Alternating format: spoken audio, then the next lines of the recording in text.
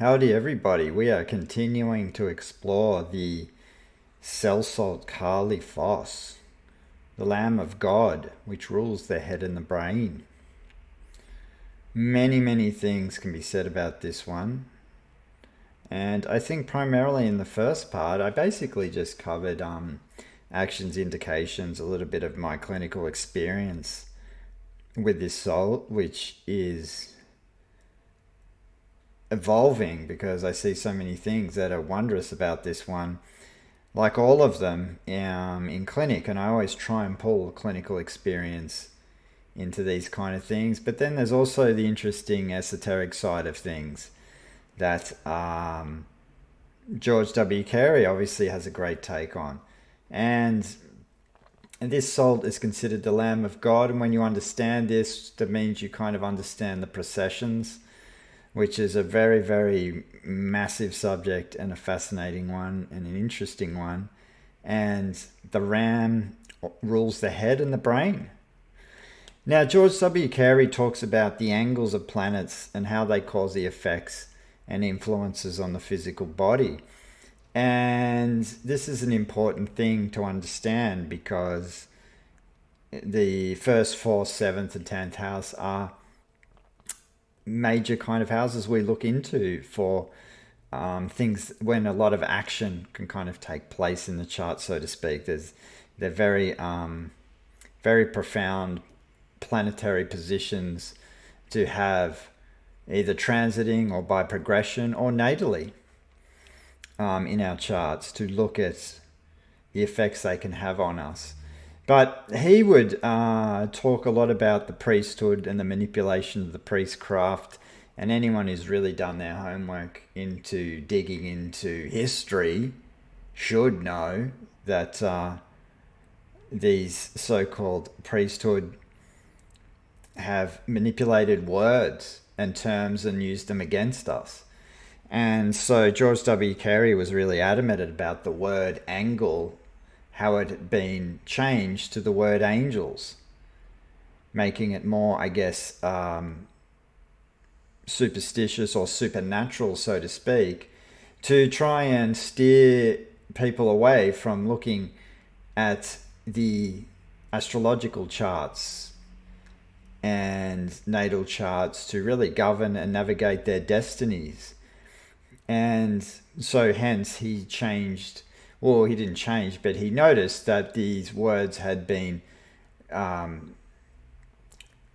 very well manipulated from angles to angels. And I find this interesting because the angles are very important, and it's a hint to the astrological natal chart, which a lot of us should be really looking into our own charts to have a look at navigate our own destinies, because all an astrology chart is looking in the mirror, knowing where we're at, and the potential aspects and deeply unconscious aspects that can come up within our own psyches that can be affecting us. So this salt is wondrous because it affects, as George W. Carey would say, the optic thalamus, meaning the light chamber, which is what a lot of us will call the third eye, and is connected to the pineal and pituitary glands. And of course, this salt will fire these bodies up within the brain, and then also will make the brain a receiver for those celestial influences in the universe, so to speak. And the ancient Taoists will call the brain the sea of marrow. So basically what he's saying is we have enough Jing essence or abundance of Kali phosphate. We are able to receive and tune in to those frequencies that enable us to navigate our destinies. So now I'm going to talk a little bit about the pineal and pituitary glands, because I didn't touch on this in the first part, if I remember. But the pineal gland is ruled by Neptune, which is interesting because Neptune gives us the abilities to have extraordinary sensitivity. Yeah, but be able to perceive levels of perception that are highly finely tuned, and most people, when their bodies are toxic or full of fluoridated water and heavy metals and chemicals and preservatives, will affect obviously the function of these glands. And what I find really interesting about this at the moment, particularly with Neptune's in Pisces at the moment, but we're about to, I think it's the exact date is around the end of April 2025. Neptune's about to ingress into Aries, which to me indicates that, I mean, I can't stand this word, the mass awakening, and all this kind of crap people are talking about. But my feeling is around this, that when Neptune moves into this sign, that we are going to be able to receive certain messages if our body is finely tuned from the cosmos to be able to really see what's going on. Because, my God, I mean, Neptune, if everyone's done their astrological homework, knows the rules, propaganda and the media. So are we going to be able to be at this, when this we move in, ingress into this sign, are we going to be able to see the levels of deception that and lies and manipulation that we've been exposed to in the last 2-3 years? Is this really going to come to light? Are people's, cosmically, because we've got to remember these outer planets rule generational influences and deeply the unconscious. So is there just going to be this huge, hopefully there is, an upgrade in our own sensitivity to be able to perceive beyond the veil, to be able to perceive what's hidden behind the persona, be able to see through the lies and deception, because lying is a form of violence. They've incited violence against us by lying. So hopefully we're going to develop the sensitivity. Well, most of us already have, obviously. Otherwise, you probably wouldn't be listening to someone like me talk about this kind of stuff, because we're all looking for solutions to deal with our health, especially when they've declared war on us when it comes to health. So, and we're not allowed to have our mind of our own when it comes to it. And not many people, when they are unhealthy, can dig themselves out of the hole, because the body is a whole different level to what we're being. There's whole different levels to the physical body that we're not privy to understand. And I think when Neptune ingresses into Aries, it's going to give us this extreme sensitivity to be able to read this. Because we need that sensitivity to understand what is going on within us, than purely just facts and scientific dogma and scientism. So this ingress Neptune into the sign of Aries is going to be fascinating. And I think it will ignite this pineal gland.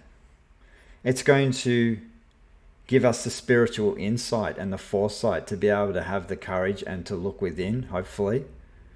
I'm trying to be optimistic about this, and be able to look into ourselves and give us greater insight into these wonders, because when we become balanced there's a balance between the pineal and pituitary, because the pituitary is actually ruled by Uranus, funnily enough. So the pineal and the pituitary is mediated between the thyroid gland, which I find fascinating, because the thyroid has been under attack for a long time as a gland, which is fascinating. I mean, it's not fascinating, actually. It's just pure evil when you think about it, especially in my country, and I'm pretty sure the world's probably the rest of the same. They've taken iodine out of salt. Prozac's 80% fluoride. They fluoridate the water without your consent. So we're in a interesting time when these centers within ourselves are obviously under attack by chemical substances. Obviously, so we can't have the foresight to read into ourselves. And clearly, I mean, the Vatican has the pine cone, which I think if no one's really looked into this, you want to look into this. You can see that the pine cone is out the front of I can't remember which part of the Vatican it's out, but there's a statue of it or a sculpture of the pine cone which represents the pineal gland. And when you look at a lot of references into the ancient world around this, it's very significant. It's one of the centers that gives us the foresight, the spiritual inclinations. And I'm not saying this in a new age sense as a form of escapism. I'm saying it in a sense that we need to become in tune with this so we understand what the ancient Taoists would call selfhood. So we can fulfill our curriculums here on the planet. Now, and it's interesting because when Uranus has been in Aries, which it has been, but now it's shifted into Taurus. But so when Uranus is in Aries, it affects the pituitary gland. So the anterior lobe of this gland rules creation, the creative aspects of us, the sex, the libido. And the posterior rules the fluids in the body, and especially the kidneys, or the kidney yang energy, the kidney circulation, the adrenals, that yang qi, that yang energy, which gives us the will and drive to live. So the pineal is ruled by Neptune, and the pituitary is ruled by Uranus. And there's certain aspects, sextile or trine, to connect between these two energies that can connect these two organs together, so to speak. But there's also, like I said, the thyroid gland, which is ruled by Taurus, is the intermediary between these two.